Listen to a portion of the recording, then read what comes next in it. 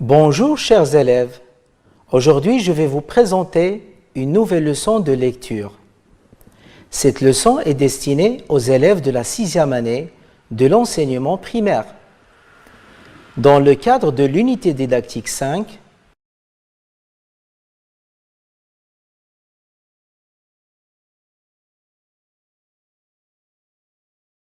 qui porte sur le thème « Ma sécurité sur la route ».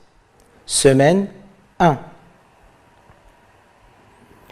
À la fin de cette leçon, tu seras capable d'identifier un nouveau type de texte, qui est le texte injonctif. Tu seras aussi capable de lire et comprendre un texte injonctif. Maintenant, observons ces images. Regardez cette première image. Qu'est-ce que vous voyez sur cette image? Que représente le personnage sur cette image? Oui, c'est une fille. Bien, c'est une fille. On peut dire aussi une écolière. Oui, pourquoi pas? Une écolière. Pourquoi vous avez dit que c'est une écolière? Voilà. Elle porte un cartable sur son dos. C'est bien. C'est bien. Parce qu'elle a un cartable sur son dos, peut-être que c'est une écolière. Oui, quoi d'autre? Que représente le personnage? Ah, un cycliste. On dit une, parce que c'est une fille. Une cycliste. Bien. Alors, pourquoi vous avez dit une cycliste? Voilà. Parce qu'elle a un vélo. Bien, elle a un vélo. Alors, regardez cette cycliste. Qu'est-ce qu'elle fait? Maintenant, elle est en train de faire quoi? Bien, je suis en train de vous entendre dire « elle traverse la route ». C'est bien, on dit « elle traverse la route » ou bien « elle traverse la chaussée ». Bien. Alors, la cycliste traverse la route. Regardez ces bandes blanches sur la route. Regardez ces bandes blanches-là. Qu'est-ce que c'est? Comment appelle-t-on ces bandes blanches sur la chaussée? Oui, c'est très bien. Un passage piéton. On l'appelle un passage piéton. Alors, la cycliste ou bien la petite fille, elle traverse la route en utilisant le passage piéton. Et qu'est-ce que vous pouvez dire sur ses vêtements? Regardez les vêtements de la petite fille. Regardez sa tête. Qu'est-ce qu'elle a sur la tête? Un foulard? Non, je ne crois pas que c'est un foulard. Un chapeau? D'accord. Il a la forme d'un chapeau, oui, mais regardez bien sur l'image. Il a la forme d'un chapeau, mais il y a cette petite ceinture-là. Il y a une petite ceinture noire là. Oui, très bien. On l'appelle un casque. Voilà. Alors la petite fille, elle porte un casque sur sa tête. C'est bien. Maintenant, nous allons passer à une autre image. Regardez maintenant cette image. Que représentent les personnages sur la deuxième image? Bien, un monsieur et un enfant. C'est bien, oui, il y a un monsieur et un enfant. Bravo, oui, on peut aussi dire que c'est un papa avec son fils. Bien, un papa, peut-être que c'est un papa avec son fils. Ils sont où tous les deux? Où sont-ils? Dans la forêt. Peut-être, oui. Voilà, il y a des arbres, il n'y a pas de maison, peut-être que c'est dans la forêt. Bien, ils sont sur la route. C'est très bien. Ils sont sur la route. D'accord. Regardez le papa. Regardez la tête du papa. Qu'est-ce qu'il est en train de faire, à votre avis? Que fait le papa dans cette image? Oui, peut-être il est en train de montrer à son fils comment conduire un vélo. Oui, peut-être il est en train d'enseigner son fils comment conduire un vélo. C'est très bien. Maintenant, regardez bien les vêtements du petit. Qu'est-ce qu'il porte? Oui, un casque, comme la petite cycliste de tout à l'heure. Si vous vous rappelez bien, oui, il y a un casque. Regardez, un tricot. Non, non, non, on ne dit pas un tricot. C'est un gilet, c'est bien. C'est un gilet avec des couleurs vives. Un gilet avec des couleurs vives. Les couleurs vives, ce sont des couleurs qu'on peut voir clairement le jour et la nuit. Bien. À votre avis, est-ce que le papa et son fils respectent le code de la route?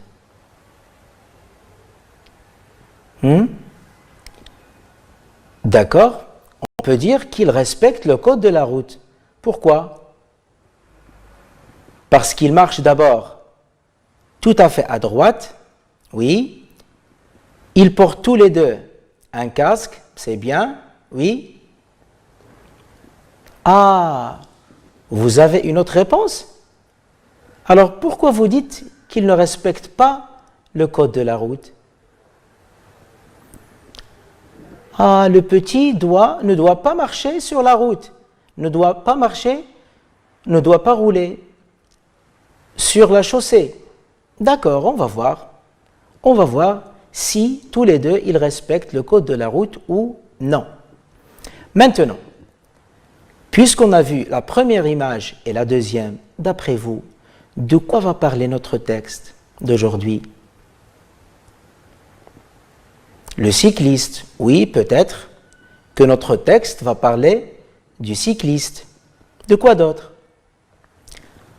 La promenade, oui, pourquoi pas? Voilà, ici, le papa et son fils sont en promenade. Oui, peut-être que notre texte va parler d'une promenade. Maintenant, pour voir plus de quoi va parler notre texte, on va voir le titre du texte. Voici le titre du texte. Conseil pour le jeune cycliste. Conseil pour le jeune cycliste. Alors, on va reprendre notre question de tout à l'heure. De quoi, d'après vous, va parler notre texte? Bien, peut-être qu'il va nous donner des conseils pour le jeune cycliste. Alors, le jeune cycliste, c'est quoi? Voilà, le jeune cycliste, c'est un enfant comme vous qui utilise un vélo sur la rue. C'est bien, c'est ça le jeune cycliste. Alors maintenant, nous allons passer au texte. Nous allons voir de quoi il va nous parler.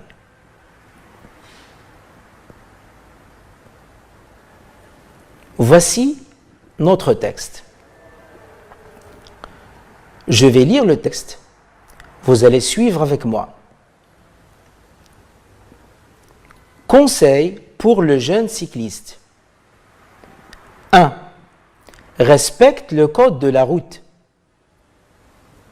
Tu dois connaître, comprendre et respecter les règles principales du code de la route. 2. Vérifie régulièrement ton vélo. Les freins doivent bien fonctionner. Les pneus être en bon état et la selle à la bonne hauteur. Les catadioptres doivent être propres et l'éclairage en état de fonctionner dès qu'il fait sombre. 3. Communique avec les autres usagers de la route. Tends le bras lorsque tu changes de direction. Cherche le regard des conducteurs pour vérifier que tu es bien vu. 4. Sois visible. Tu peux porter une veste fluo ou des vêtements de couleur vive. Dès la tombée du jour, tu dois faire fonctionner l'éclairage de ton vélo. Les catadioptres de ton vélo et des réfléchissants sur ta veste, ton sac à dos, permettront au conducteur de te voir de loin dans la lumière de leur phare. 5. Porte un casque. Le casque protège ton cerveau en limitant fortement le risque de blessure à la tête. Et puis, il peut aussi te donner un certain style. Voilà. Maintenant, j'ai terminé la première lecture. Je vais relire le texte.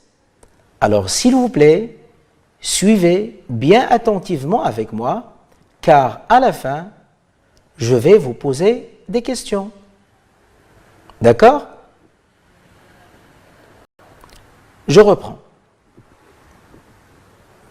Conseil pour le jeune cycliste. 1. Respecte le code de la route. Tu dois connaître, comprendre et respecter les règles principales du code de la route. 2. Vérifie régulièrement ton vélo. Les freins doivent bien fonctionner, les pneus être en bon état et la selle à la bonne hauteur. Les catadioptres doivent être propres et l'éclairage en état de fonctionner dès qu'il fait sombre. 3. Communique avec les autres usagers de la route. Tends le bras lorsque tu changes de direction. Cherche le regard des conducteurs pour vérifier que tu es bien vu. 4. Sois visible. Tu peux porter une veste fluo ou des vêtements de couleur vive. Dès la tombée du jour, tu dois faire fonctionner l'éclairage de ton vélo. Les catadioptres de ton vélo et des réfléchissants sur ta veste, ton sac à dos, permettront au conducteur de te voir de loin dans la lumière de leur phare. 5. Porte un casque. Le casque protège ton cerveau en limitant fortement le risque de blessure à la tête. Et puis, il peut aussi te donner un certain style. C'est bien, maintenant, nous avons terminé la lecture du texte. Je vais vous poser quelques questions pour voir si vous avez bien suivi avec moi. Alors, je vais commencer par une question simple. Quel est le titre de ce texte? Je répète, quel est le titre de ce texte? Oui, c'est bien. Je vous entends dire, le titre de ce texte est « Conseil pour le jeune cycliste ». C'est bien. Conseil pour le jeune cycliste. La deuxième question. D'où est extrait ce texte? D'où est-il extrait? Alors cherchez sur la page. Certainement, vous allez trouver la source. C'est bien. Bien. Ce texte est extrait de la brochure de l'IBSR, les enfants à vélo. Regardez en bas à droite, en bas du texte à droite, extrait de la brochure de l'IBSR. L'IBSR, c'est l'Institut belge de la sécurité routière. Cette brochure est intitulée « Les enfants à vélo ». Les enfants à vélo. C'est très bien. Maintenant, on connaît le titre du texte et sa source. La troisième question, que représente le texte? Qu'est-ce qu'il représente? Très bien, il représente des conseils. Je vous entends dire, il représente des conseils. C'est très bien. Alors, puisqu'il représente des conseils, combien y a-t-il de conseils dans notre texte? Combien y a-t-il de conseils dans notre texte? 5. C'est très bien. Dans notre texte, il y a 5 conseils. Mais attendez, comment vous avez su qu'ils sont 5? Comment vous avez su qu'on a 5 conseils dans ce texte?